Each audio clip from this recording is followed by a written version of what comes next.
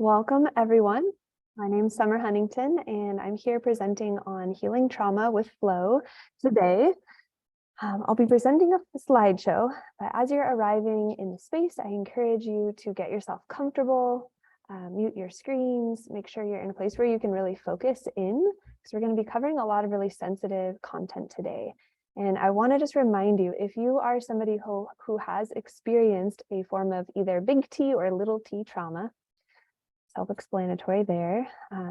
I just want to give you some tools to allow you to calm your nervous system and to regulate in this moment when things get re-triggered or if things get re-triggered.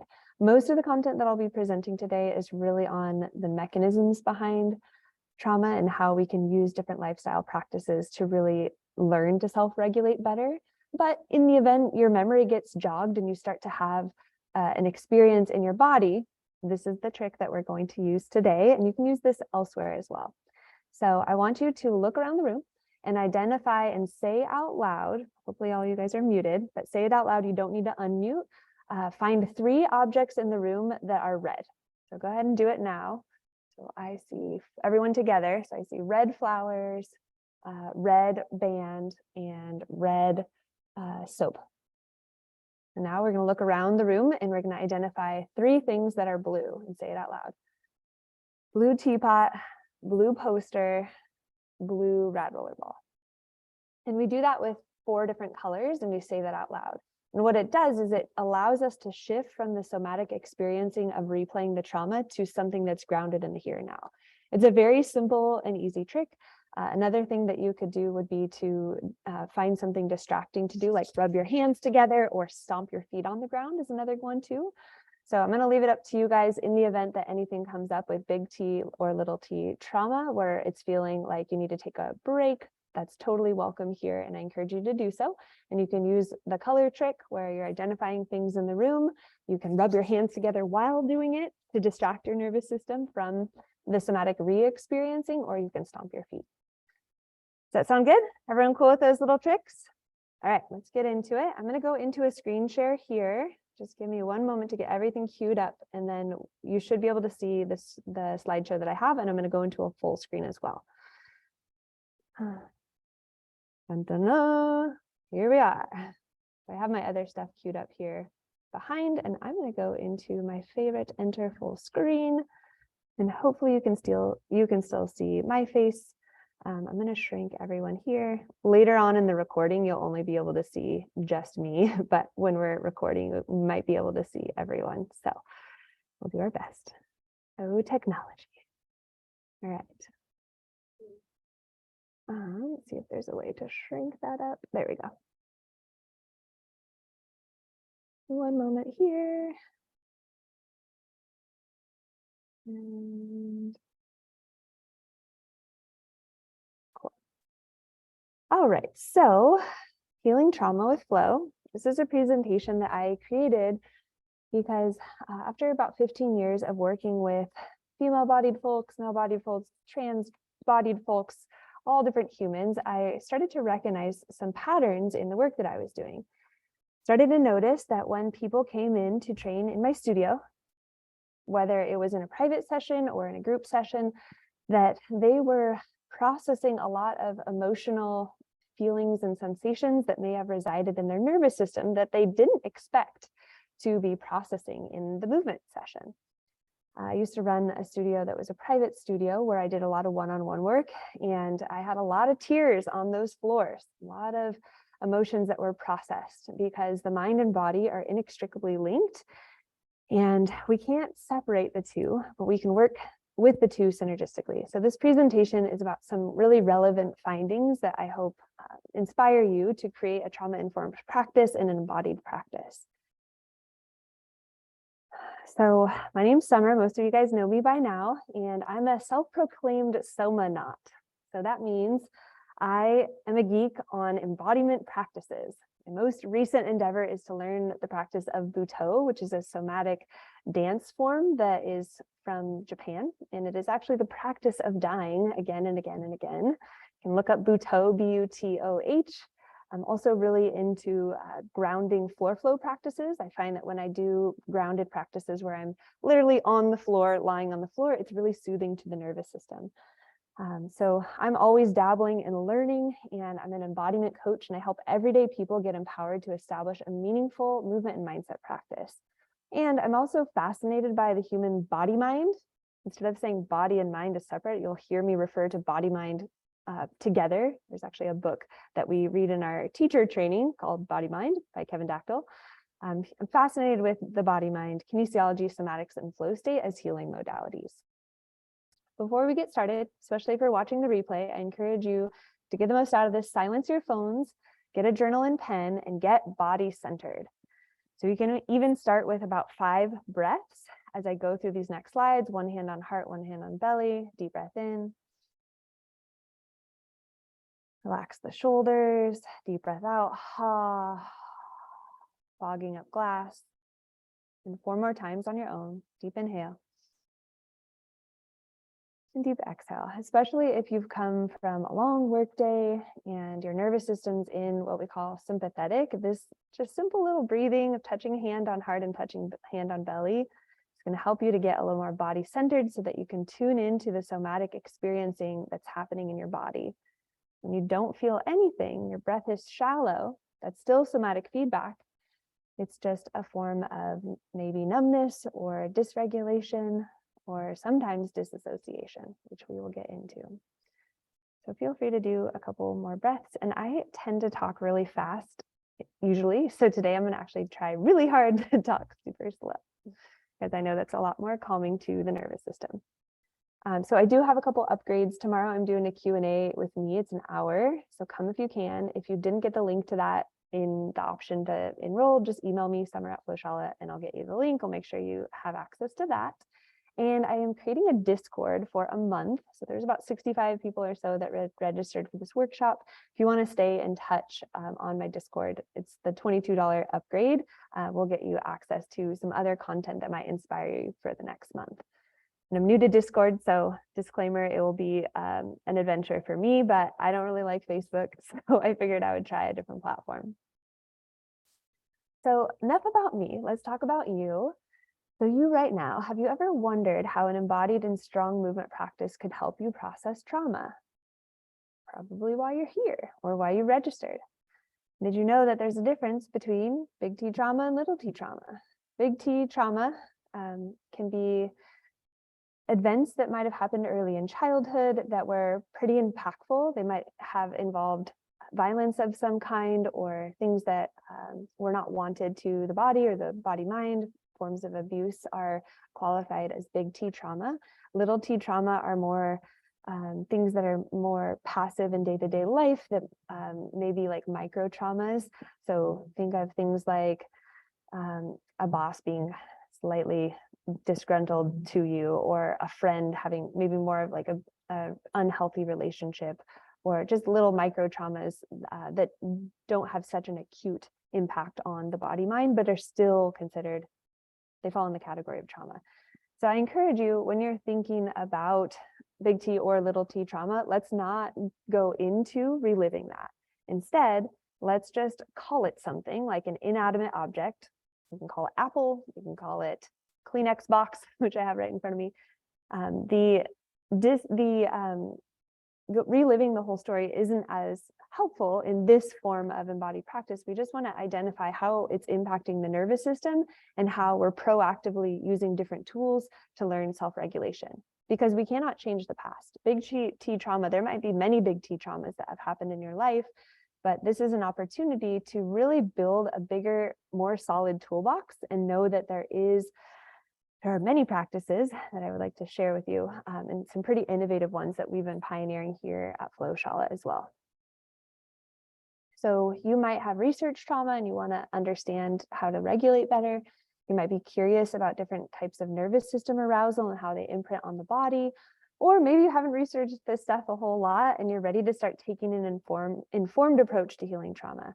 Maybe you've done some talk therapy, but you want something more more physical and tactile to help change the body mind and the body and brain chemistry.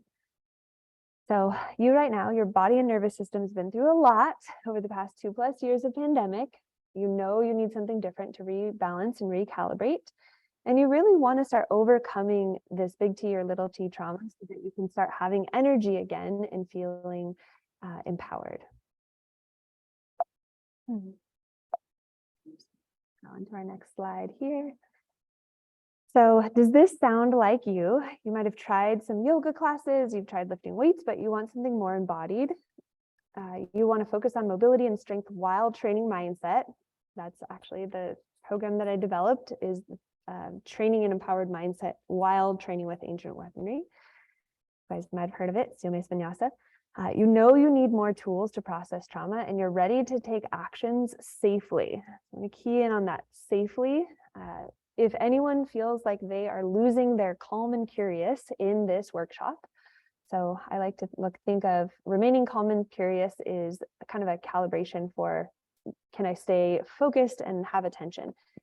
If you lose calm and curious and your nervous system gets higher than like a 7 on a scale from 1 to 10, then employ one of those little techniques of identifying the things in the room, the colors, or rubbing the hands together, stomping on the ground. And do take care of yourself in today's workshop. So you are ready to heal trauma with flow if you want to train mind and body synergistically without continuing to believe or think or be conditioned that the two are separate. I'll go into that a little bit here. So oftentimes we go to the gym for our muscles, we go to yoga for our relaxation, we go to talk therapy for our mind. And we think of all these things as these separate modalities, but truly they are all synergistically working together. We are training a nervous system, not just a body, not just a mind, but we are training a nervous system. Number 2, you might have tried yoga or lifting, but you got bored or you eventually plateaued and you started just kind of going through the motions. I want you to kind of think, which of these 3 are you, and then type it in the chat. Number 3 would be you just wish you could know exactly how to do the inner work to actually recalibrate your nervous system instead of falling back into the same old patterns. So which of these 3 do you fall into? Which category do you fall into? Just type it in the chat now. So today I'm going to show you exactly how to heal trauma with flow, 1 rep at a time, because as we know, the journey of 1,000 miles starts with 1 single step. And healing trauma with flow starts with 1 single rep. And it might be a rep of doing a steel mace vinyasa movement. It might be a rep of breath with meditation. It might be a rep with journaling. So the rep is not just applying to moving a load, but it's 1 repetition of a new behavioral practice. And it's quite a simple process once you understand the mechanism. So let's take a look at trauma's impact on the nervous system. Did you know that there's actually 2 different types of sympathetic arousal? You might be in a state of hyperarousal or a state of hypoarousal. And the 2 have different characteristics. And I'm going to show you a really cool slide that's going to break that down. So when we've experienced either big T or little t trauma, we have a somatic imprint when the trauma event has passed, yes? When we think about it, which I don't encourage you to go think about it, just name it something and recognize where that somatic imprint lives in your body. Does it show up in your chest? Does it show up in your gut? Does your throat feel blocked? The somatic imprint, soma, is the body mind, and somatic simply means the felt sense. So the working definition for this workshop, if you're not familiar with these terms, this will really help you understand what I mean when I say somatic, or think of somatics as a felt sense or sensation. Somatics are different than emotions or feelings. Somatics are literally, I'm picking up this cup and it's warm to the touch. Or when I tune into my belly right now, I'm tuning in and it's feeling restricted and tight. Or I'm tuning into the somatic sensation of my throat and it feels really blocked. So we have concentrated nerve ganglia all throughout our fascia and our body. And when we tune into somatic feedback, we're tuning into that literal sensation in the body. Now, what if I don't feel anything? What if I feel numb? So numbness is also somatic imprint or somatic sensation. It's the nervous system's way to disassociate from painful emotion or disassociate from pain, or if you have bound fascia, you might also feel numbness or feel nothing there as well. So even if you feel numb or if you feel nothing, that is feedback, and we can start creating more awareness by tracking that. So here is a cool little diagram of somebody in a sympathetic activation that is in hyperarousal. So check it out. The guy is red. The next guy, he's not going to be red. So red is like heat. So our general appearance, we're looking and listening for signs of danger rather than connection. Our tone of voice can be challenging. Our posture can be rigid. Our breathing and heart rate, we've got increased rate of respiration. The heart beats faster and with more force. The breaths are short, shallow, and upper chest. In the upper chest, the skin becomes paler. Sweating is going to increase because of the increase in temperature. For eyes are key in understanding sympathetic nervous system arousal. When you look at the eyes, the pupils widen. They might be scanning for danger. So somebody that's really vigilant, or somebody that's experiencing even like signs of like low-grade paranoia, they might be in a state of hyperarousal. They're extra vigilant and they don't trust folks. Trust is really difficult because they've been hurt before, and so their body and the nervous system has adapted to keep them safe. So this hyperarousal response is a nervous system calibration that we then adopt as normal. But we don't want it to be on forever, because there are a lot of things that will create some long-term not so favorable symptoms, such as down here, high cholesterol, chronic neck and shoulder and back tension, weight gain, memory impairment. So when we're in that state of sympathetic arousal for such a prolonged period, it can really impact our body, mind, and our organs and how things operate. Some other thoughts and beliefs associated with hyperarousal: the world seems unsafe, dangerous, chaotic, and unfriendly. The system might be fueled by mistrust. They can feel suicidal. They can reject support as weak. I noted before, they can be paranoid. They can feel trapped, or they have to get out of here, or they're suffocating. Some common emotions, again, emotions are different than somatic sensations. So emotions associated with this hyperarousal might be anger, shame, disgust, anxiety, excitement, and sexual climax. Interesting. Rage, fear, terror, and possible disassociation.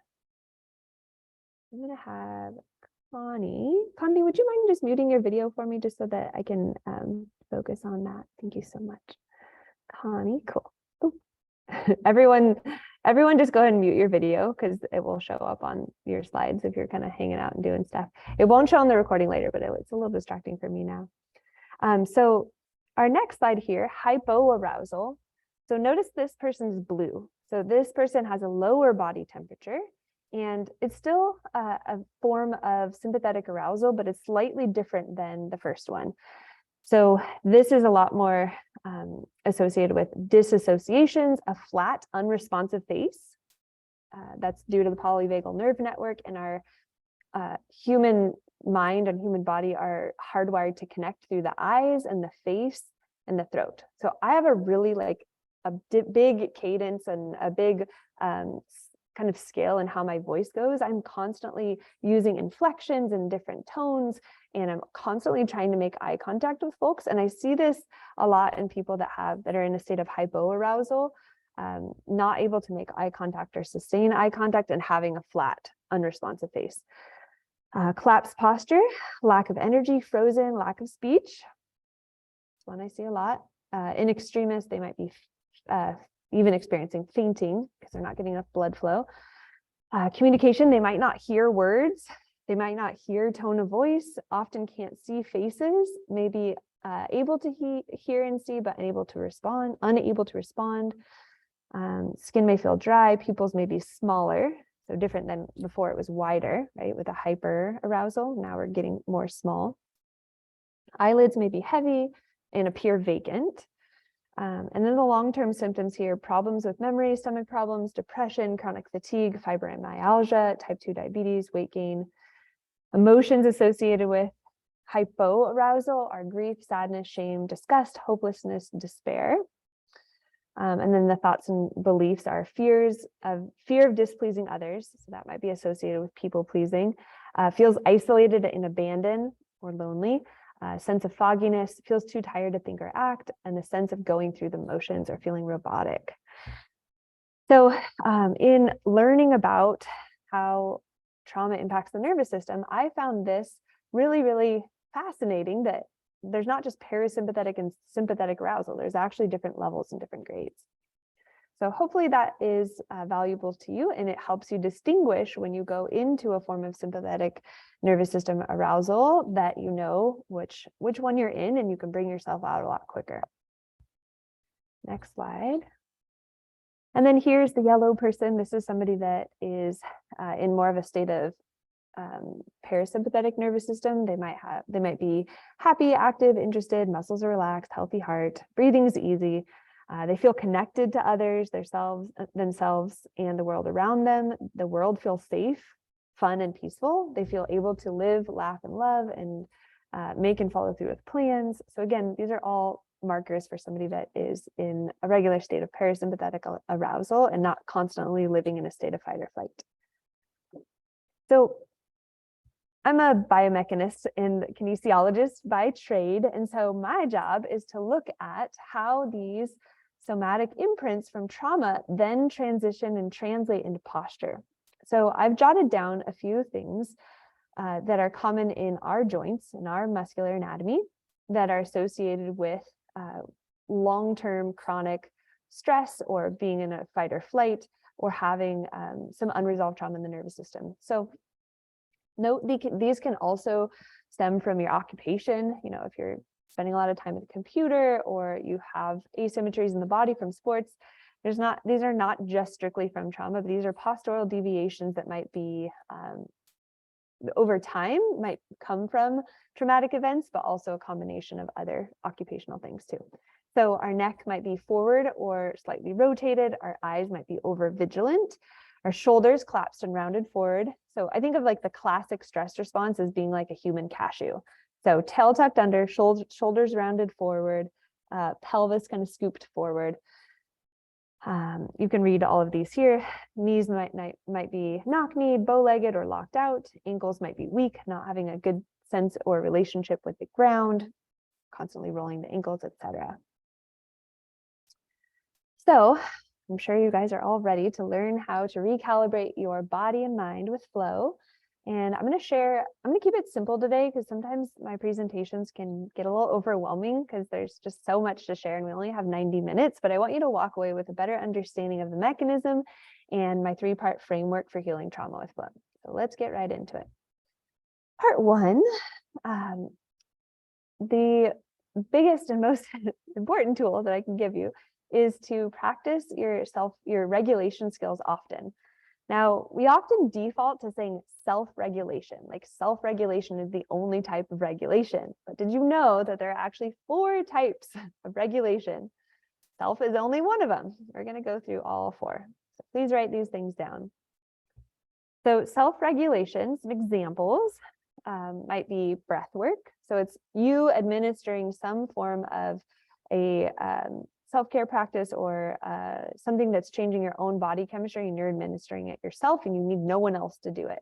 So breath work, conditioning the body, training strength and flow, and pranayama are all some examples of self-regulation. There are tons of examples of self-regulation, even those little tips that I shared with you by identifying things in the room, rubbing the hands together, stomping.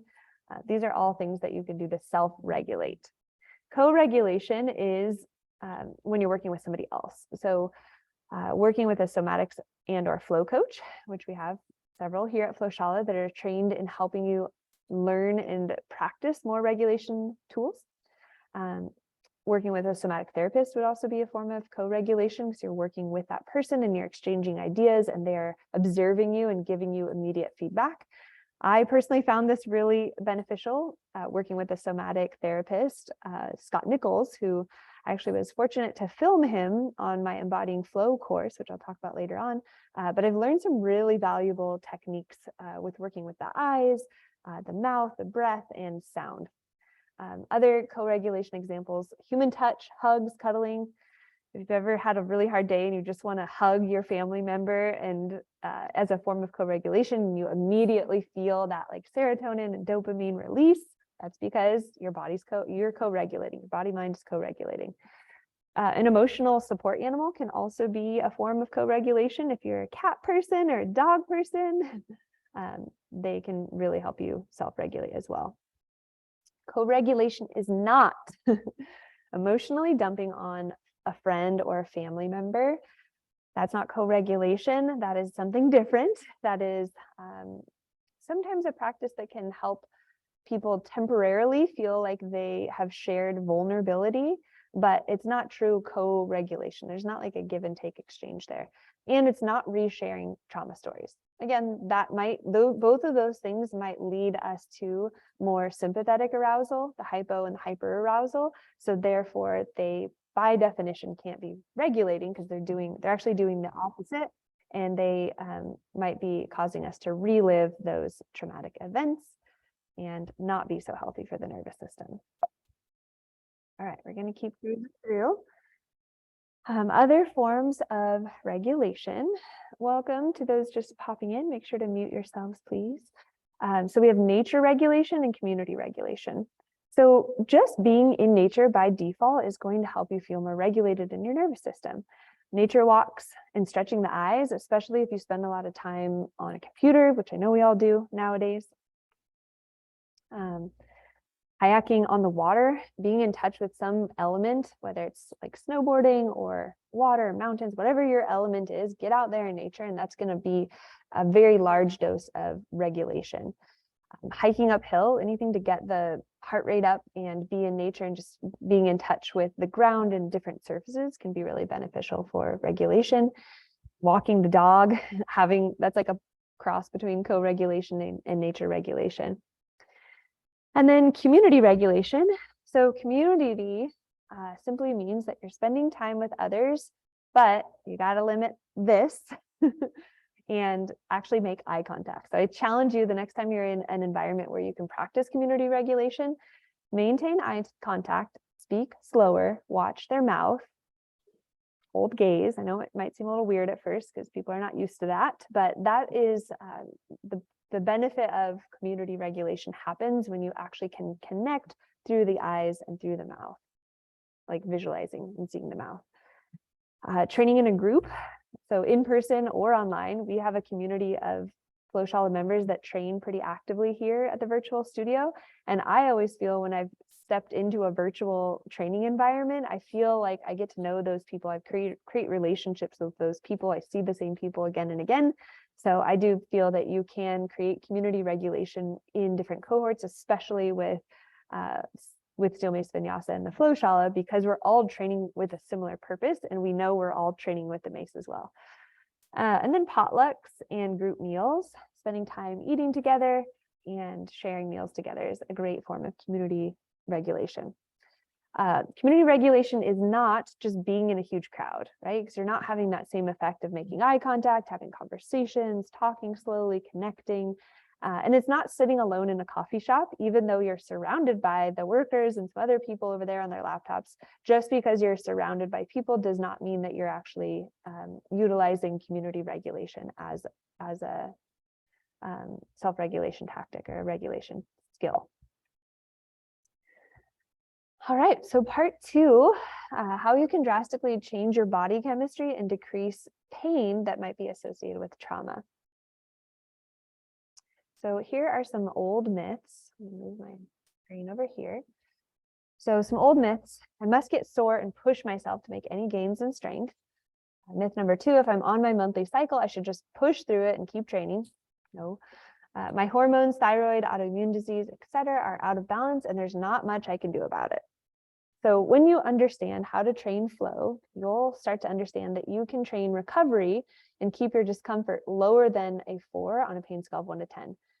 So this is just tracking objective feedback when you train and learning how to be autonomous so that you can anticipate when the pain is about to set in, and you can modify or regress to a level 1 or level 2 version of the exercise so that there is no pain. On weeks where you're feeling more fatigued, you should train mobility and low intensity, especially if you're on your cycle or you've had some jet lag from travel. You can still train. You don't just take a rest day, but training low intensity or just pure mobility will be really beneficial for you. And number 3, you can rebalance your hormones with Steel Mace Vinyasa and training on a 4-day wave. If you have not heard of a 4-day wave, this is a system that we use at Flowshala where we're optimizing nervous system and recovery-based training. So it simply means we start with no intensity on our first day, and the next day we move up to low intensity, then moderate on day 3, then high. And then we cycle back down, no low, mod high, no low, mod high. So ideally we are peaking on our high day and we have exposed the nervous system to mobility drills that map those motor patterns that we'll be conditioning later on.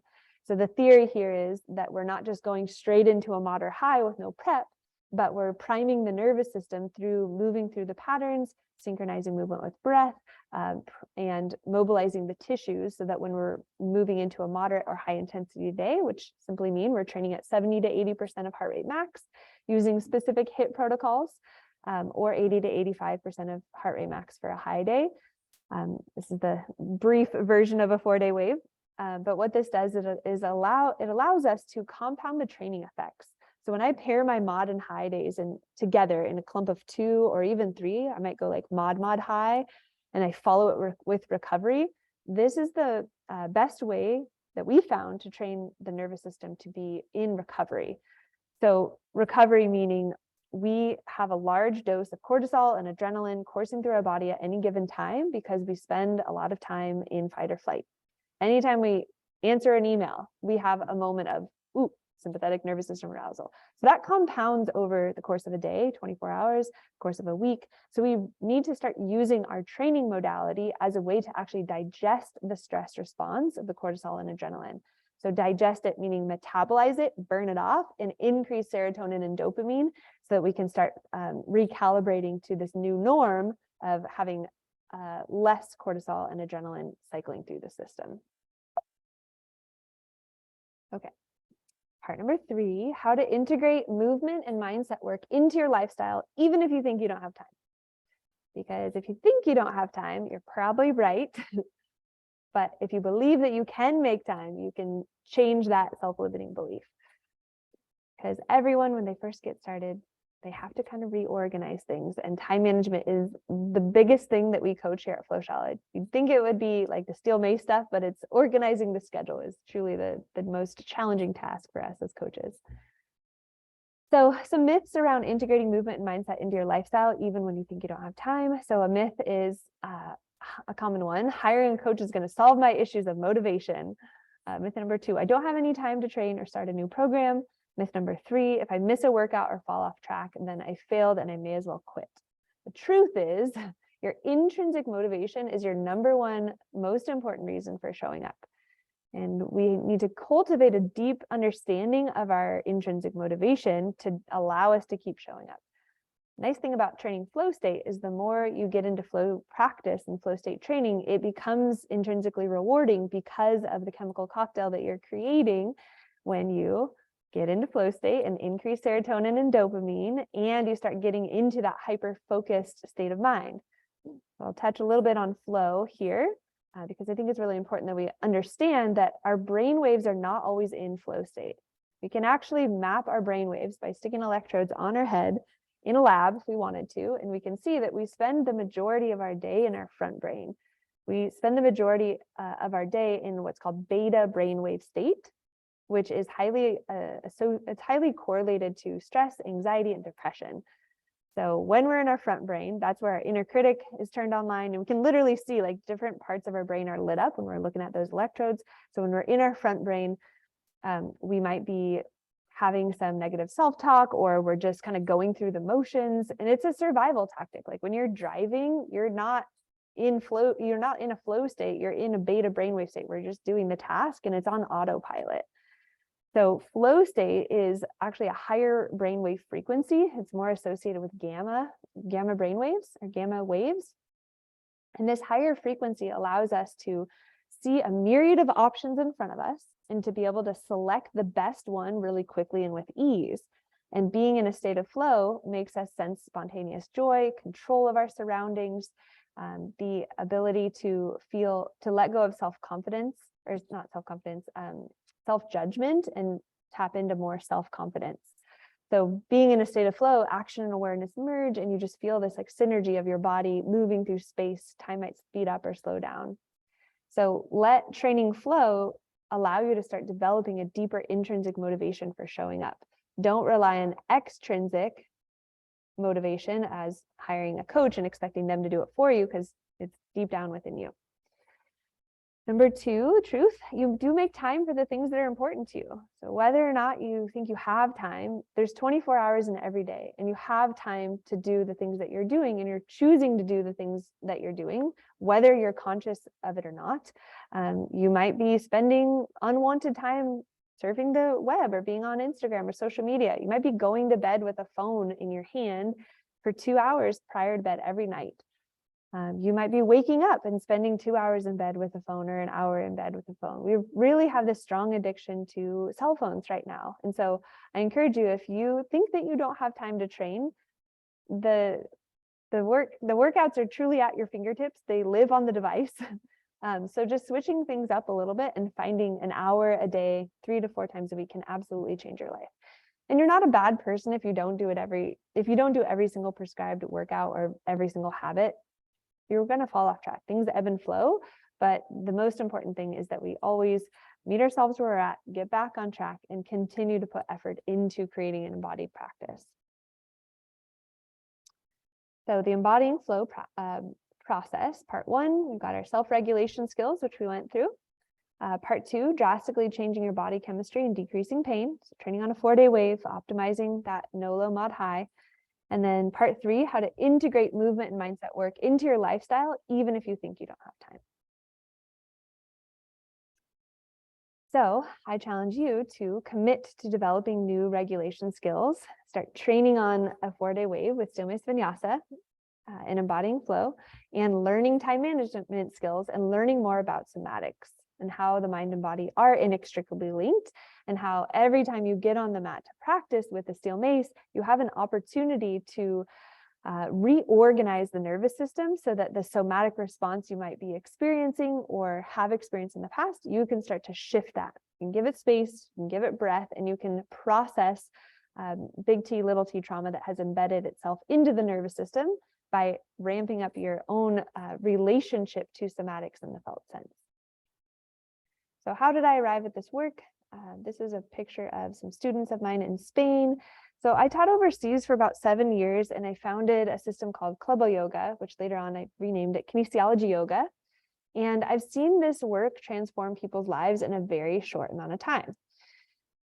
And so I kept exploring, I kept iterating and teasing out different versions of this program. You probably now know the Steel Mace Vinyasa version of this program. So I did found a system called Steel Mace Vinyasa in 2017. You can see us holding the maces here. I've held retreats for over 8 years. I launched an event called Flow State Summit with 200 or so attendees, and collaborated with other experts in the field of unconventional wellness. And I've pioneered a lot of different flow state of mind coaching techniques. So everything that you learn from me has been tried in the field. I've done my own white paper research on it, and I've experienced it and been mentored by other somatic practitioners. Now, 4 years ago, before I got into somatics, and this would be probably maybe a year before the pandemic, I was experiencing severe burnout, feeling stuck in emotional patterns that didn't serve me. I had lots of signs of chronic low-grade stress. I was actually really addicted to momentum. My nervous system felt really safe when I was just doing, and I noticed that I had a really hard time slowing down. I was feeling like I was always reaching an upper limit of happiness or success. I would reach my upper limit, and then I would self-sabotage or not be able to go any further than that. I wanted to hide from people and clients and everything. So I actually hired team members to take care of talking to clients. And I didn't realize I was doing this. It was very unconscious. But these are all like just symptoms and signs of being in a state of prolonged chronic stress. Seeking alcohol or excessive pot to disassociate from the body. So if this is a big one here. If you've ever used substances to give you that, kind of take the edge off, this is a sign of you using a different tool to regulate, but it might be causing longer term effects of relying on that to disassociate and to not actually feel the somatic sensation in your body. So no judgment, but it's just something to be aware of. And if it's something that you want to change, implementing a regular and consistent flow practice can be a much healthier way to regulate. So this left me feeling sporadic, high energy and low energy levels, inconsistent mood, prone to self-sabotaging behaviors like, hanging around the wrong people or doing the wrong things, feeling really great one day and down in the dumps the next, and feeling like I wasn't making any progress in my relationships and like my business was on the edge of failure, even though it probably wasn't. But this is like my internal feelings. I was just constantly like feeling stressed or feeling in that state of hyper arousal. Maybe you can relate to this. Yes. Type it in the chat if any of this is resonating with you. So I struggled with finding a program that was meaningful for me because I'd been doing the same old for a long time, and I needed something new and innovative. That's when I started getting really into Steel Mace Flow. I struggled with how to schedule my workouts because I had so many other commitments and people that I promised time to, clients, teaching classes, my child. I have 2 kids, but my child at the time. I also struggled with getting confident enough to use heavier clubs and mace without fearing that I would hurt my shoulders. So if you struggle with any of these things, just know I've been there before and I think I can help you. So then I started integrating somatics and Steel Mace Vinyasa. So I started really dissecting what these classical asana poses, which typically when you see an asana, like a yoga pose, you don't see a mace. Like this is very atypical. Hasn't caught on super mainstream yet. You guys are going to be the pioneer people that are practicing this. But I started dissecting these warrior poses with a buddy of mine, you might know him, named Mark Wildman. And Mark Wildman comes from a background of Kung Fu, martial arts, and has a wealth of knowledge about weaponry. He actually has a huge weapon collection of swords and staffs and mace and gata and all these things. We're talking like ancient medieval weaponry just hanging on his wall. So everything happens for a reason. I came at it from a yoga lens. I started hanging out with somebody that did a lot of advanced fight training for fight scene, for actors and actresses that trained for fight scenes. So eventually, once I started looking into the historical relevance of these mace and ancient weaponry, I quickly learned that a lot of the origins of yoga asana, warrior 1, warrior 2, were actually designed to prevent a blow to the head. So here in this horizontal overhead position, this is a position. Imagine this in warrior 1 as well. But this is one of the most optimal positions to prevent a strike. So back in the old days, if somebody came and they wanted to have a battle with you, they would take a sword or some object and they would aim for your skull. And so something shifts in your nervous system when you start to apply load to asana. I can't quite explain it with, there's not any I have to use a lot of different scientific research to bring it together because this hasn't been tested in the lab. But what I see with all of the people that practice Steel Mace Vinyasa is when they start to embody this warrior style training, they get more competent, they get more confident, and their posture changes. So we're kind of reverse engineering all of those detrimental postural deviations that come with chronic low-grade stress. Shoulders rounded forward, chest collapsing in. Instead, we're embodying the warrior. The chest is open, the arms are strong. We're kind of moving from the outside in, if you will. And so what happens when you start using these ancient weaponry, and especially when you start training with staff, which is a little more advanced, we hold a lot of workshops throughout the year, workshops and retreats where we take everyday people and we put a staff in their hand. When people can actually complete the fight, like the actual combat piece, and the staffs hit, and they're able to actually have a real experience of protecting themselves. Maybe you would think that might trigger more big T or little t trauma, but it actually does the opposite. It actually creates a more empowered human to know on a subconscious level and an unconscious level that you can protect yourself. So I started getting really curious about this once I started seeing, consistency of people training with Steel Mace saying, I feel empowered, I feel empowered, I feel empowered. Hundreds of people going through our 6-week transformation program. We had about 500 people go through that program in the first 2 years we were open. And why was it that the same word kept appearing with every single person that finished the program successfully? And I feel more empowered. So something to be continued to be studied, but I think it's the combination of training with ancient weaponry, unwinding the body into more of a warrior stance, and really tapping into this ancestral knowledge that our bodies were designed to strike and to throw things. We have thumbs for those reasons, and that's what makes us unique in the animal kingdom. And so as we start uncovering and reclaiming these dormant patterns of being able to self-defend, we become happier and we become more embodied. So hopefully this is inspiring for you. It's been really, really inspiring for me. And if you ever get a chance to come out and train with us, we do have workshops planned out for the whole year. It's on flowshala.com/workshops. You can check out the link for the next live ones in your area, or if you want to come abroad with us and train with staff, you can as well.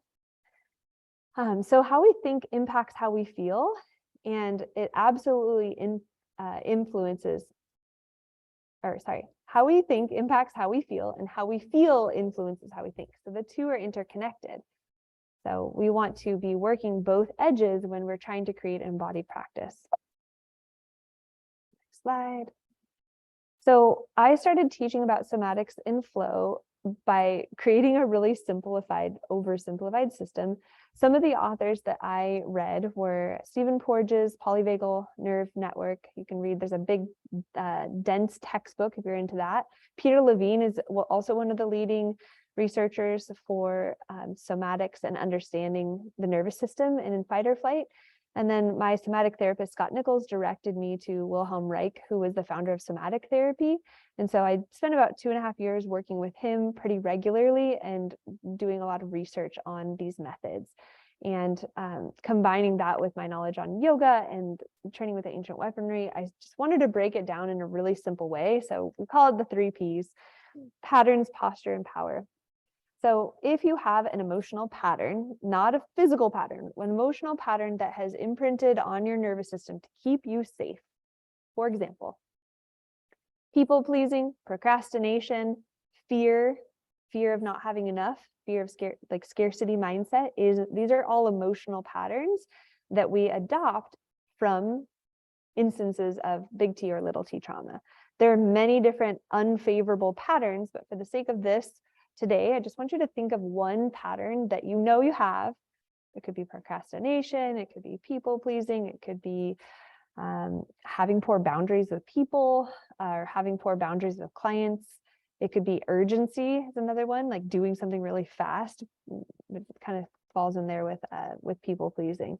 So the 3 Ps are simple. You just start with an emotional pattern. All right, got my emotional pattern in my mind, and then I'm thinking about what does my inner critic or inner mind say when I'm in that emotional pattern. So it might be like, if it was a self-worth related problem, like I'm not good enough, or everyone's done this before, nothing that I'm creating is new, these patterns of like low self-worth. You can map that into your nervous system or your fascia, your soma, which is your body mind. You can map that and identify where it lands. So just as an exercise, identify an emotional pattern that is showing up for you that you really want to change. You've had it for years and years. Identify it, locate it in your body, mind. Where does it land and how does it feel on a somatic level? So does it feel like your heart feels tight? Do you feel the classic stress response of shoulders tight and neck kind of crunched up? Do you feel tightness in your jaw? Do you feel tingliness in your head? Like identify one somatic sensation, at least one, associated with when you think the thought, the pattern.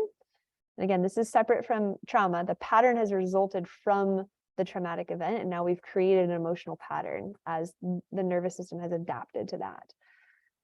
So once you've located where that somatic experiencing is happening in your body and the somatic sensation, now you can look at the surrounding fascia and how you might have small micro retractions associated with that thought pattern. For example, if I felt a heaviness in my heart because I had feelings of low self-worth, I'm not good enough, I'm not worthy enough, I'm discounting everything, I'm, feeling really apologetic by charging my worth in my business, things like that might be associated with low self-worth. I might feel that my heart is heavy and feels kind of blocked, and therefore my shoulders have now started to round forward, and I have micro retractions in the fascia in the front delts to protect my heart, because that is the area that I'm imprinting the most. Or this can happen in other areas of the body too. Let's say you have somatic sensation in your gut, like you have a gut instinct that you should leave a relationship, that a relationship is bad. And you have this gut instinct that's telling you that. It's like a punch in the gut. You feel it, you feel it, you feel it, and you keep ignoring it. So that somatic imprinting occurs in the gut, and you have somatic feedback, and whether or not you choose to listen to it or it just keeps happening and compounding, there are micro retractions of your nervous system saying, "Ooh, that doesn't feel good, that doesn't feel good." So it retracts. So the cumulated effect of these micro retractions are what result in a postural deviation or one of the organs shutting down. So it might result in digestive issues or IBS even. So we look at the associated area of the micro retractions to identify how it's then impacting the fascia and or the organs associated or close to that area. Hopefully you're all hanging with me with the 3 Ps. So we identify the pattern, we map it somewhere in our body, and we see how our posture is impacted by the micro retractions related to the thought. And then we can look even further and see, where is our power now leaking? Where's the power leakage that's occurring from the shoulders rounded forward or tail tucked under, or no core activation because I'm just eating to numb my pain and now I have no feeling of my deep inner core whatsoever. So power leakages generally occur in one of 3 places. The most common, they're either going to happen in your glutes, your lats, or your deep inner core. Power leakages can also occur in unstable joints or weak ankles, weak knees, if you're injury prone on right side or left side. So I like to give people, when you're training in class, it's usually, the trifecta of your glutes, your lats, your deep inner core, those 3 areas. When we can get those compounded and activated together, we have the most power. But power leakages can occur in other parts of the body too. And power as a more of like a metaphor, not just power like muscle activation, like where are you leaking power in your life? Write these things down. If you don't track your finances or you don't like to look at your bank account, that's a power leakage. If you don't keep your stuff, your house, your car organized or clean regularly, or you tend to just stockpile and hoard things, that's a power leakage. You don't have good feng shui or flow in your house. These are all examples of power leakages. So you can look at where are you leaking power in your physical body, but where are you also leaking power in your life? Embodying flow.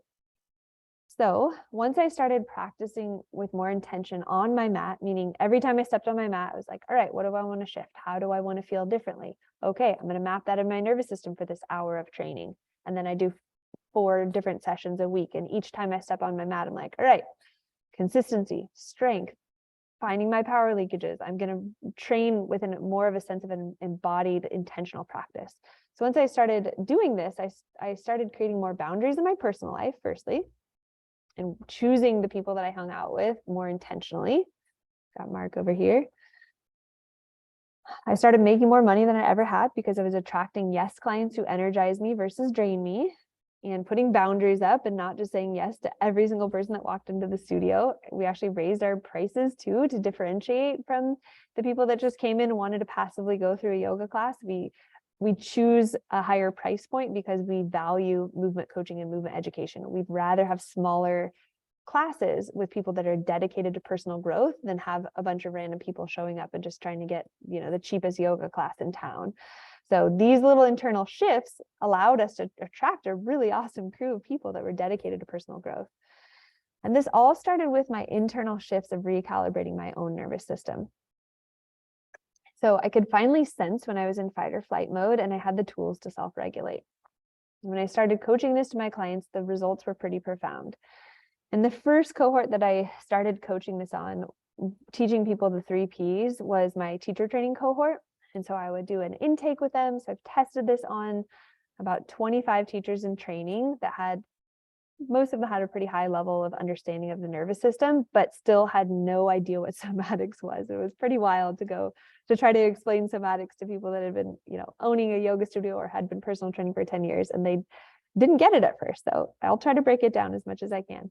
But when I started to teach them how to map the pattern that they wanted to change and how to use the movement practice as a way to change it, the results were profound. It was like, instead of just training a muscle, they were actually training somatic felt sense. Like that was the muscle. Like they were getting more skill in that and refining that, so that became a really big tool in their toolbox. And you can too. So now I've actually created a program that I share with the general public called Embodying Flow, that is similar to what I was teaching in the teacher training, but a lot more fleshed out. So Embodying Flow came to be, and now I've designed my first course that conditions the felt sense. So we train somatics and flow together to strengthen our felt sense. We want to work that muscle. It's not literally a muscle, but we want to train it. So imagine the feeling when you become your own coach. You know exactly when to train on 4-day wave. You know how to optimize your nervous system. And you are stepping into a more embodied practice. And tell me in the chat how you will feel once you have arrived at that place. So go ahead and type it in now. I'll let Jill in. And I'll read some off. I do this just to kind of check in. Another thing that you might want to do right now is just move and adjust your body. Like shrug your shoulders up, do some shoulder rolls up, down, and back. Just try to get some somatic sensation happening in the body. And I'm going to read off in the chat. Imagine the feeling when you've become your own coach. You know exactly when to train. You know how to optimize your nervous system, and you can process big T and little t trauma. How will you feel? How will you feel different? So resilient and powerful. You will feel safe, empowered, confident, and at ease. Okay, so these are great because these are all like feelings. And now I want you to take it a step further and train what is the somatic response associated with feeling empowered, confident, and at ease, safe, resilient, and powerful. So these are all ideas, but in order for us to train them on a somatic level, we need to know how does it feel in the body. So I'll give you guys some hints. I'm going to close the chat here. Keep typing them in. And welcome, Jill. So when you're thinking of the opposite of retraction, combination of tonic and suppleness, very nice.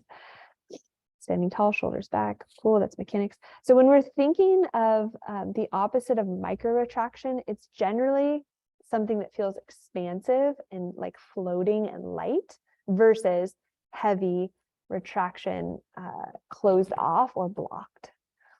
And so when we want to change the somatic response that we're feeling in our body, let's say we had a hard day or we got re-triggered by big T or little t trauma, and we're like, all right, I have an hour to train my nervous system. What should I do? And I'm going to tell you exactly what to do. So if you have an hour class and you're training at FlowShala, or you're training with my Embodied Flow course, which I'll show you guys how you can get access to that, you divide the class, like a strength and flow class, into segments. The coaches divide it up for you.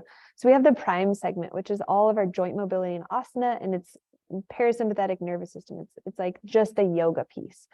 So we acknowledge the sensation in the body, and we've just put space around it. We put breath around it, right? Because we want to move it from feeling retracted and tight to feeling expansive, light, free, and flowy.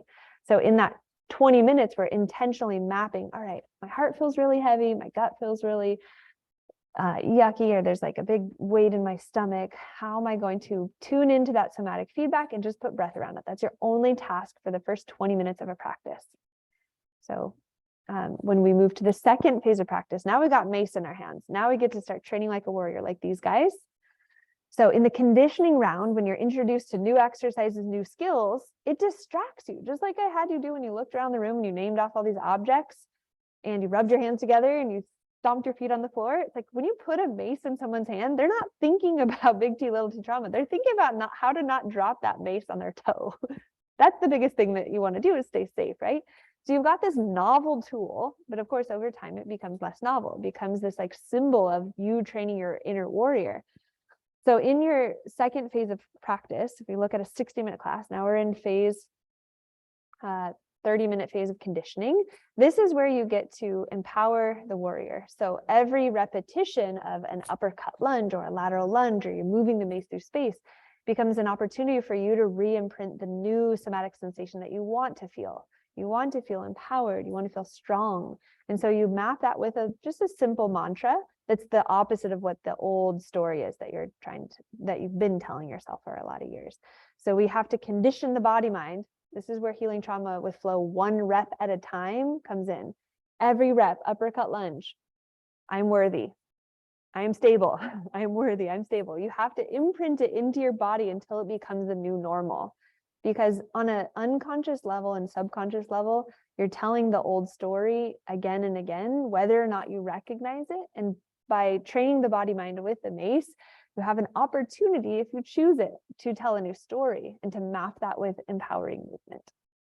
And then the final phase of class, generally we get into flow state, and that's the fun part where your hyper focus ramps up, your mind and body kind of merge, and you're just kind of feeling really in control of your actions. And we want to stay in flow state as long as possible. The longer I can keep you in flow, the more long-term sustainable behavioral change you're going to make for yourself, because it's intrinsically rewarding. Hope you took some notes on that, because I don't have a slide breaking that down, but it is in my Embodying Flow course. So part 1, I'm going to teach you how to eliminate adrenal fatigue and low energy and start proactively regulating every day. I'm going to teach you how to recognize the signs that your body's been under chronic low-grade stress. So I'm talking about a course here that I developed that is the first of its kind. Most of my other courses just focus on just the body and doing the Mace stuff right, doing the mechanics of Mace. The Embodying Flow course that I've created, actually filmed here at the studio at the end of the summer, I want to say early September last year, and it hasn't been released to the public. This is its first release. And I filmed 8 training HIIT workouts and 4 prime classes. And so what I'm talking about when I'm going through this piece here is how this programmed workout plan, or this it's like a 9-week done for you plan that I've shot in high definition from multiple angles, moving the camera, like I'm speaking to you, I'm speaking embodiment language to you in every single repetition and in every single workout and in every flow. I'm training you to have a stronger somatic felt sense. And so I'm combining that, like the workout piece, the done for you workout piece, with actual education. So there'll be about 4 bi-weekly group coaching calls where I'm actually going to give you more of the how. So today is really about the what and the why, but when I get into the actual presentation of, all right, here's how we do this. So part 1, we're going to learn how to recognize signs that our body's under chronic low-grade stress. We're going to learn how to start mapping somatic sensation in the body to make more informed decisions. And we're going to learn how to program your workouts for recovery, because everyone comes in at a different sort of rate, and you need to understand how your wave needs to look so that you're training for recovery. Part 2, we're going to work on daily breath work to optimize the body chemistry using 3 specific techniques. We're going to learn how to flood the body with superfoods and anti-inflammatory foods and supplements to optimize your gut health. And if you're currently dabbling with like lots of sugar and inflammatory foods or alcohol, this is an opportunity to kind of recalibrate the nervous system, especially if you're experiencing pain in the joints from the inflammation. Number 3, I'm going to teach you how to use Steel Mace Vinyasa workouts to overcome the fight or flight response. And part 3 here, we're going to learn to integrate a weekly bodyweight flow workout test to establish baseline measurements, which we do here at Flowshala. We're going to learn how to track recovery using a heart rate variability tracking device. If you haven't heard of the Whoop, it's a little band that you wear on your wrist, and it tracks your heart rate variability, which is an indicator for how recovered your nervous system is. So it's a really cool tool. It's different than your heart rate during a workout. It's absolutely different than the Fitbit. I don't think the Fitbit actually does HRV, but it's a specific device to track nervous system recovery. And if you're not familiar with HRV, look it up after this. HRV is the distance between heartbeats in the last 5 minutes of your deepest REM sleep cycle. And so you have to wear it all the time because it's tracking and it's gathering data all the time, and it knows and tracks your your respiration during sleep, the time that you spend in deep sleep versus light sleep. So all of these are aspects of recovery-based training that I'm going to show you how to optimize. And then this is optional, but if you want to learn how to test your hormones before and after this program, you can actually see your biochemistry shift. And there are several different hormone testing kits that you can just self-administer, and you can see where you're, you can choose the cortisol adrenaline one, or you can choose the women's health or men's health one that has about 10 different markers, but you can actually see a difference in your readings in a very short amount of time. So the program's between 9 and 12 weeks. So you get access to the content for about 90 days. The purpose is to get you going and to get as much done as you can in those 90 days. But the long-term effects of training flow, you're going to see them shift quite a bit as you implement it even more. So just to recap, part 1, part 2, part 3, we've covered these quite a bit. Part 1 is our 4 different regulation tactics, building that toolbox, making sure we're getting all 4. Part 2, training on a 4-day wave with Still Mace Vinyasa, the Embodying Flow program, which I have pulled up and I'll show a little screen share later on. And then time management skills and somatics. So that's the piece that is missing from most yoga studios and missing from most boutique HIIT or CrossFit studios. They're not often teaching you the lifestyle piece or how to map somatics on your mat and how to train that. So we can recap one more time. You've learned how to recalibrate your nervous system with a few simple and focused practices. You've learned that not all workouts are created equal, and training with a purpose is critical to recalibrating the nervous system. And you've learned that Still Mace Vinyasa is an ideal workout for empowerment simply because we're training like a warrior and we're training with ancient weaponry. And you saw that you can integrate a few simple practices into your life and completely change your life. And I always say, how we do one thing is how we do everything. So if you came to get a little information and you're an information seeker and you keep seeking information, but you never take action, how we do one thing is how we do everything. So you have an opportunity to decide if you want to take action today. And you're here today because you want to discover a new way to train with a deeper purpose, and you're done trying to piece it all together yourself. You want to find more ease and flow in your life, but you don't want to give up flexibility to train when it works for your lifestyle. And you want a simple way to overcome big T or little t trauma, adrenal fatigue, decision fatigue, and balance your hormones.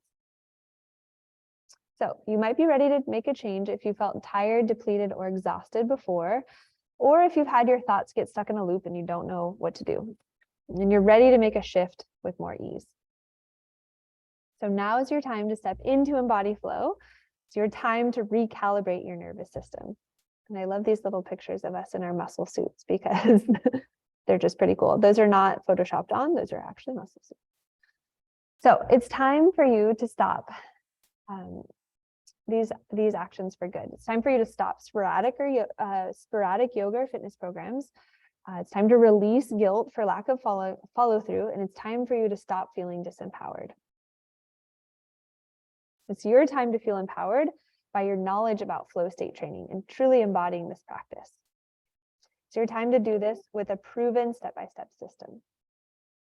So all of you guys are invited to join my Embodying Flow cohort. This is only going to happen once. I'm going to teach 4 classes, and if you want to come to the live ones, they're kicking off in about a week. You get the recordings as well, but we're going to go deeper into the theory and the application. We kind of brushed over a lot of stuff today, but we're really going to go deep into the 3 Ps and how to really apply this stuff, because I want you guys to become your own coach. So my Embodying Flow program, you have a couple different options. You can do the program with the cohort solo, or if you want to do the private one-on-one coaching with me, we'll talk about those options as well. So Embodying Flow is a 9-week Still Mace Vinyasa program that I will share a little bit. I'll kind of show you how it's laid out. It's on Kajabi. All the workouts are pre-programmed, and I basically program your 12-week cycle for you. There's 9 weeks of workout, but I make it 12 weeks so that if life comes up or you miss a workout or whatnot, that you have a little buffer in there. But the original program is designed with these specific 8 workouts, utilizing specific protocols and specific language around training the felt sense. And you have the option if you want to do 4 private coaching sessions with me. So here you can see, obviously I'm on a laptop. Obviously we're not going to be training in person, unfortunately, but these tools you can use for the rest of your life, and you have access to me in the group coaching format on the computer. You have access to this Kajabi content on your phone. Literally everything you need to start making this an embodied practice is at your fingertips. So we're going to touch on crafting your own training wave using these specific programs that I've never released before. You guys are going to be the first ones that get to try them out.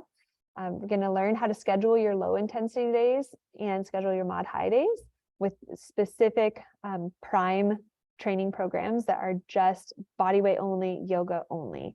And then when you're doing your mod and high, you'll be following a specific training regime that has a level 1 and a level 2. I'm going to teach you how to set up your own workout zone so that it's appealing to your nervous system. And when you show up, it's inviting and you're ready to get started and you look forward to it. You're not dreading it.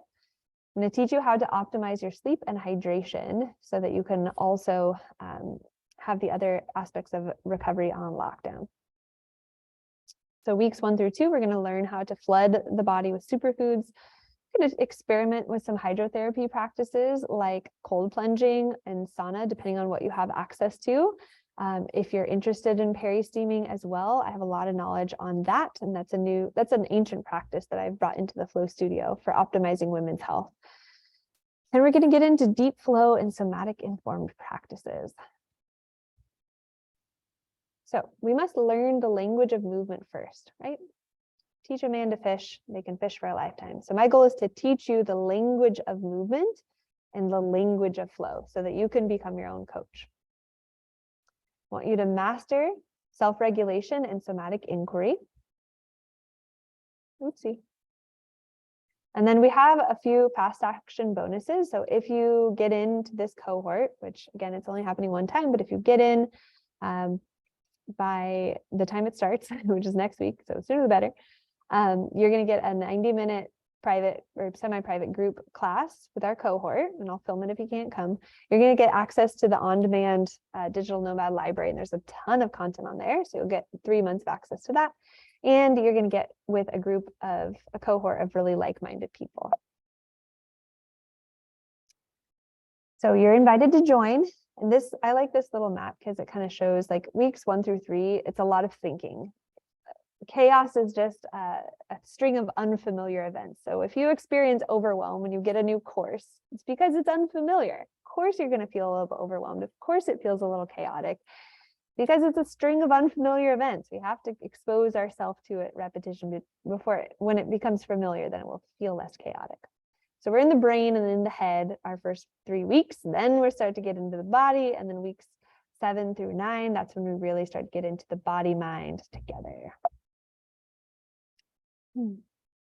So cerebral, the body, the felt sense, and then somatic awareness. And those are the skills that I hope that you develop in the 9-week program.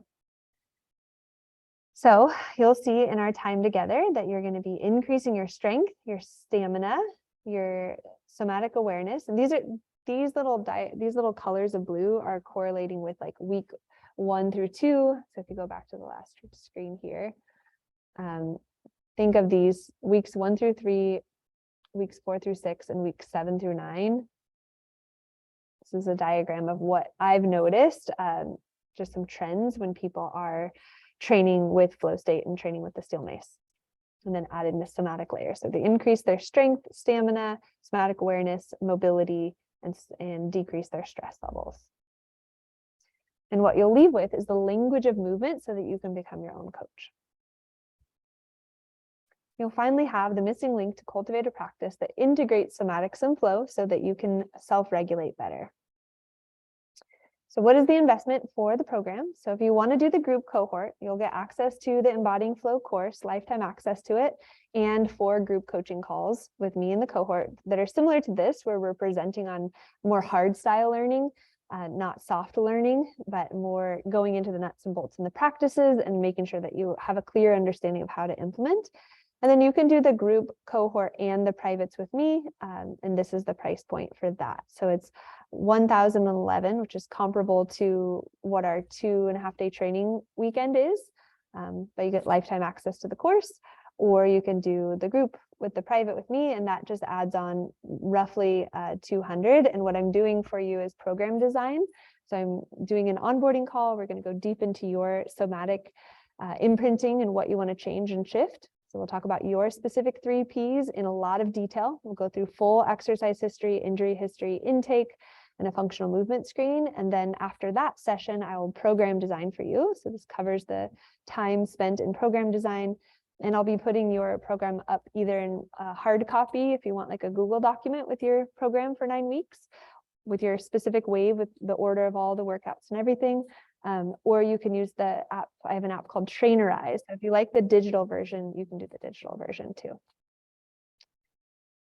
This is kind of breaking down what a course like this might cost if you were just hiring me solo as a coach, hiring a team of therapists, hiring nutrition experts, hiring private trainers, going to seminars.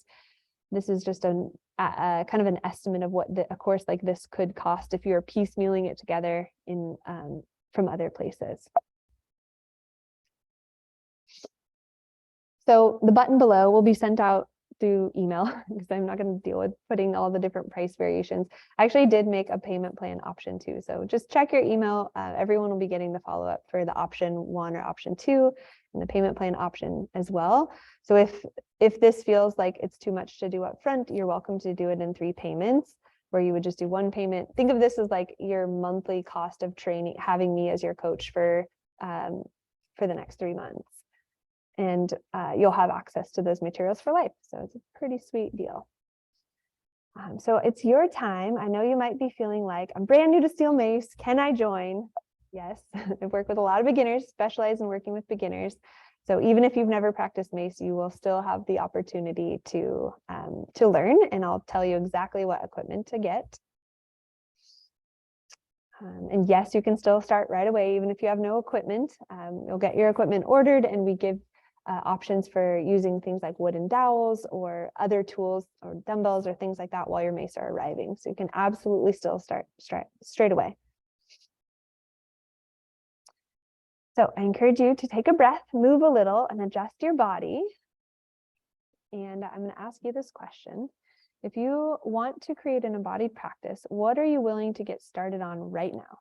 Out of all the things we covered, what's one thing that you're willing to make time for and get started on right now? And then the second question is, what would the alternative look and feel like? So if we keep thinking about it or researching or getting more information and not take action, what would the alternative look and feel like? This slide here is just a visual representation if you're not familiar with flow. When I was talking about the beta brainwave state, this is us in our front brain. We're tracking usually 13 to 32 hertz. When we're in flow state, gamma brainwave state, we're tracking between 32 and 100.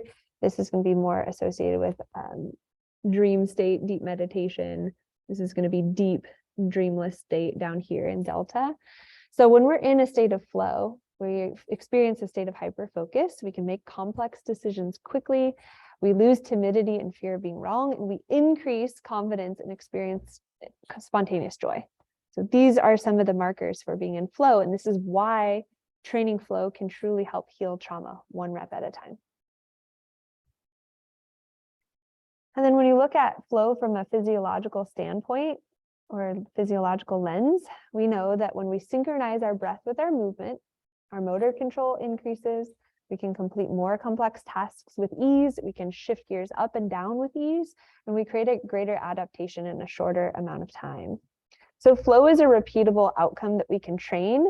And yes, there are many activities that can get you in a state of flow, skydiving, surfing, all these things like painting. These things can get you into a state of flow, but when you condition with intention on the mat, it's a different, more compound training effect that we're looking at. And then when we look at flow from a neuroscientific lens here, we know that flow state metabolizes cortisol, adrenaline, and epinephrine. It increases dopamine, serotonin, and norepinephrine. It increases and boosts immunity, and it helps balance your hormones and endocrine system. So this little diagram here just helps you to see that we are intrinsically rewarded and physiologically and neuroscientifically rewarded when we tap into flow state and train in flow. And what is emotional mastery? Well, it's understanding how the interrelationships between patterns, posture, power leakages, and somatics. And when you can understand the interrelationships between those, which my goal in 9 weeks of having time with you is that you have a much deeper understanding of that, both the mechanism, the application, when it's happening in your body, you can actually track it over time. You can see how the Embodying Flow training sessions are impacting your nervous system. So my goal is within 9 to 12 weeks, it's 9 weeks of programming, but we got those buffer weeks because life happens. My goal is that you have more of a sense of emotional mastery, and that you can practice what's called state management, managing your own state better. So take a breath, move a little, adjust your body, and ask yourself, what do you want to shift? How do you want to start applying this information? Right, so I'm going to go ahead and close out this here because I'm pretty sure that's the end of our slideshow. So I'm going to stop the share, and I'm going to pull up the actual Embodying Flow course because I have it here for you guys. And then we have 4 minutes till we end. We can do a quick Q&A too. So if you have questions, go ahead and just type the questions in the chat while I'm pulling up our next visual aid, because I'm very proud of this. I really want to show you guys. So here we go. We're going to go into share the screen, and we're going to go into, I think it's this one. Yes. Okay, here it is. So here's the Embodying Flow course, and here's how it's laid out. So I specialize in program design. My teacher training is all about program design. This is a program that I designed for somebody that had basically like a weak somatic muscle and they wanted to strengthen it. I'm like, how can I get somebody to strengthen their somatic felt sense muscle? So I set to work, put pen to paper, and I was like, all right, I'm going to start with the basics. We're going to have 4 prime classes. They're going to be just body weight only. And then we filmed them. So I hired a filmer guy, and now we have these super cool classes. Giving the hips back and exhale, stretch. Let's go. And you can make it big. Stack directly over the ankle, so she might draw back just a hair, and there's no gap here. So you can see that this is squeezed, and what this does is allows the step through in yoga transitions to be a lot easier. Go and step back, child's pose. Again, lift, step. So I really broke it down pretty in depth because I wanted it to feel like I was training at home. So I used Coach Bethany as my model so that we could get really into the nitty gritty, and that I even give somatic touch feedback where I'm like, imagine I'm assisting you here. So it's a pretty sweet course. It's definitely different than any of the other ones that I've done. So we've got just 4 simple classes. We want to get really good at these in the 9 weeks, and they're all about 20 to 25 minutes in length. And then we move into our HIIT protocols.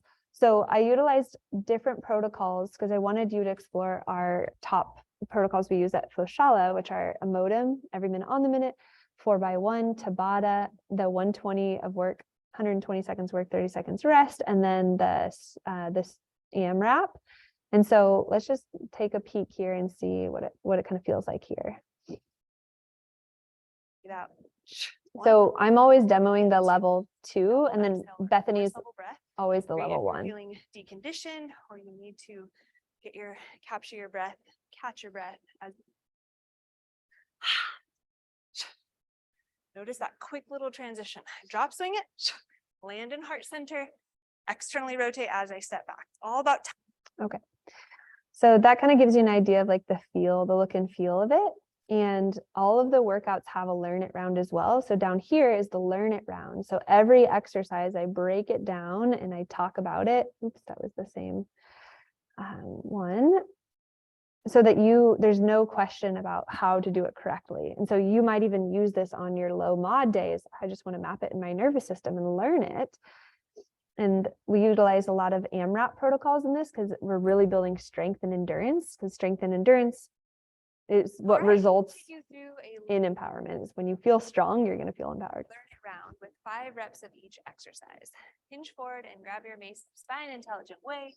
Over grip, row it to the chest and stack your globe over the handle. Our first exercise is a lateral lunge. Now be mindful of how you get there. So bend the knees, take a big step back, and find your wide-legged stance. So you can use your own music. I purposely filmed it without any music so that you could play your own music, whatever's suiting to your nervous system. And then down here, I interviewed Professor Scott Nichols on embodiment here, and then breathwork and somatics here. I've known Scott for about 10 years. He used to train with me way back in the day when I first started my business. But he with expressivity. Look at my eyes. You don't express. Expressivity, the gate to coming out of performance. Okay. Ready for the next one? Okay. Back. Watch. So we do a lot of vocal work. It's indicative of that habit. Okay. Other side. And let it roll forward a little bit more if you need. Oh, I love working with Scott because he really gets me into a lot of the somatic experiencing. We definitely kept it pretty low key on this one. He didn't do anything that was super crazy, but if I'm working privately with you, I'm based on where you're at, I might guide you through some eye exercises that are a little more advanced than on this course. And the eye exercises are really powerful for relaxing the face and the eyes. So that is what I have. That's the presentation. If you want to know the price points, I will be sharing them out. And here are the 3 price points. So you can do the cohort, you can get Living as Your Highest Self. This is like the done for you program, and you get to come to the group cohort, like the more knowledge-based, somatics-based education classes. There's going to be 4 of them. If you can't come, you get the recordings. They're just going to live inside of this course. If you want to do the one-on-one coaching with me, this is the price point here. You get 4 one-on-one sessions with me where we go a bit deeper into your personal 3 Ps, patterns, posture, and power leakages.